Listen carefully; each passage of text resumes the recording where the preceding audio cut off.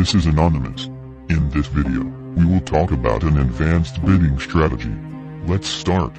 First, we want to set up an ATC campaign with the following structure.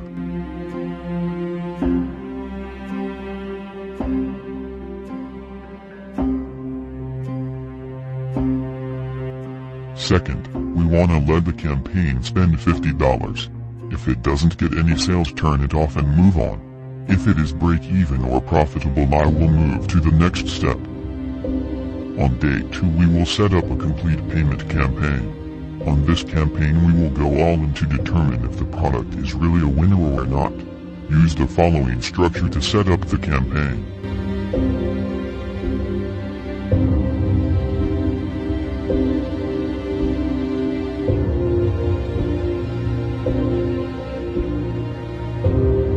After that, you want to let each ad group spend 1.5x the set bid.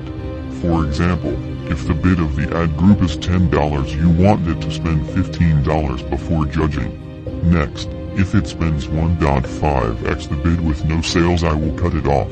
Other than that, I will keep the other good ad groups and move to the next step. Now it's time to scale. Day 3 is where everything starts to come together, and this is where we really have fun scaling. So you want to go all in scaling horizontally on day 3. So what I mean by that is you want to set up a bunch of different campaigns with a bunch of different ad groups all at the $200 ad set budget is what you want to set those to. So what we're going to do is we're going to start off creating one campaign, and we're going to pick an interest that's related to the product. So if we're selling in the tech space, then maybe we'll pick technology or something like that. That's a very broad interest, and we're going to start with that and base it around the winning bids. So let's say, for example, our previous winning bids were 16, 17, and 18. You want to position your next bids in this campaign based on what was working before. So let's just say we started at 15 and then we went to 25. Just because it's closer to the aspect of the previous winning bids. The other thing that you can do is you can take those winning bids from the day before and you can stack them all up in one single campaign and run that as well. There are a bunch of different ways that you can scale.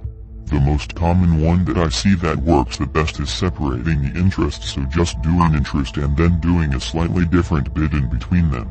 And you want to get more and more specific down the line after you've figured out which interest is working better is when you want to dive into the decimal points, and you want to go from, let's say 13 is the winning bid here, we're doing 13.2 for that bid and then 13.3. So maybe you can set that up in one single campaign and that really works well.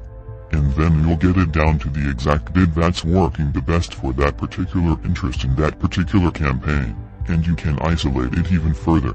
So there are many different ways that you can go about this. Another one that works really well is stacking interest. So I'll take 4 to 5 different interests and I'll stack them in one campaign, and each ad set will have the same stack of interests, just with slightly different bids. That's it. This was Anonymous. Peace out, soldier up and salute.